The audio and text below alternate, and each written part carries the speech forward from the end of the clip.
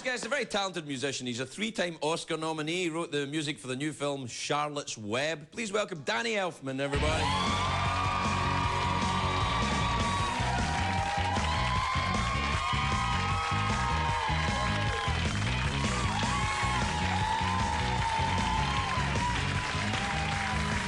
Welcome, Danny. Thank you. And congratulations on the Charlotte's Web thing. Have you done a soundtrack for a movie before, Danny? No, this is my first. Yeah.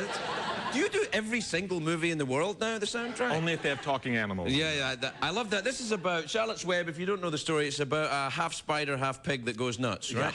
Yeah. Can't reconcile the front half with the back half. Yeah, that's like, oh, I've got 8 legs, but I'm delicious. Yeah. Do you watch the movie before you score it? Many times. Really? Oh yeah. I know every line of dialogue by the time I'm done.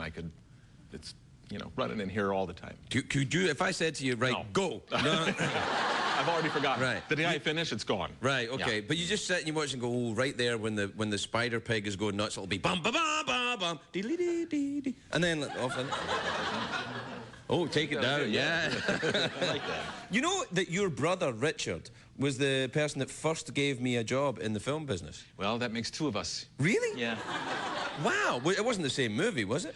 No, but he did a cult movie before Modern Vampires called The Forbidden Zone, late night cult movie, and that was the first time I ever appeared in That's right, and Modern Vampires was the movie I did with him. That's right. You know, your brother is the most fun I've ever had working with a director. He's crazy. Yeah, I know. And you look quite similar. You could be brothers, in fact. And crazy too. Yeah. Runs in the family. What was it? What was it like growing up in the Elfman household? Was it all kind of? More normal than you'd imagine. Right. The madness was, internalized. Yeah. Yeah. Not so much with your brother, I have to tell you. The madness seems to be externalized a lot. Well, we had our antics. He was the older brother, and we fought a lot, but we were very close. And then until once he pushed me too far, and that's when I pulled the Jack Nicholson in The Shining moment. Oh, and yes. My parents were gone, and I took a golf club of my father's, and I was beating my way through his door, and the golf club was just poking through on the other side, and my parents drove up, and he was climbing out of the window. He just got the screen off. And that's probably when you had the idea for.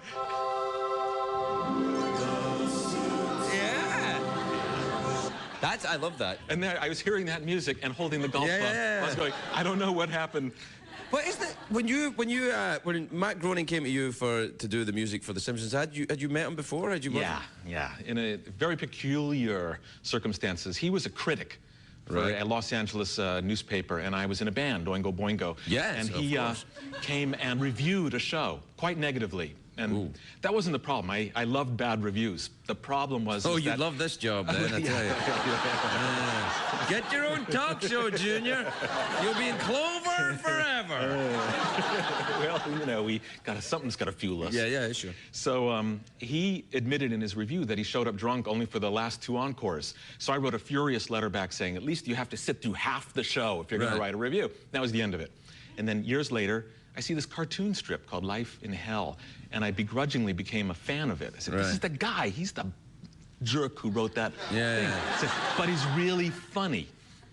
Now years go by again. Now it's like eons go by. It's like in the Time Machine, the movie, generations, the world change many times over. Change in the all outside skyscrapers the shop. emerge. Go up and down, and then there's a big, So, and I get a telephone call. Matt Groening wants to show me thing called The Simpsons. I didn't know what it was. So I go down there and I talk with them, and no mention of the incident. Right. And so they show me the pencil sketch of the main title. It's exactly like it is, and I loved it. I thought it was great.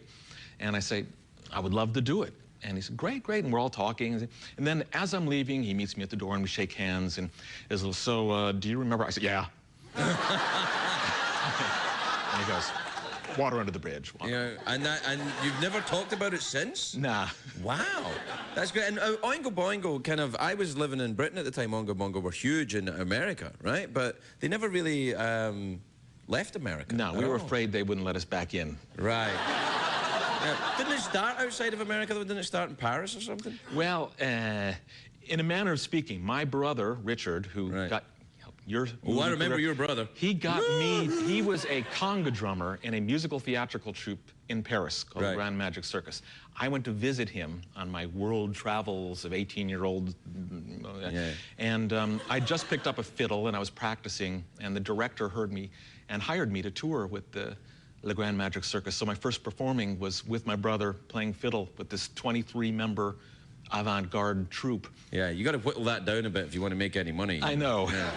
So, in a sense, I started performing in Paris, but it wasn't with my band. It was with his group. Well, I wish I had more time to talk to you about it, but we were completely out of time. Please give Richard my fondest regards, and it's lovely to talk with you. Thank you. Danny Elfman, everybody. We'll be right back with Big Sam.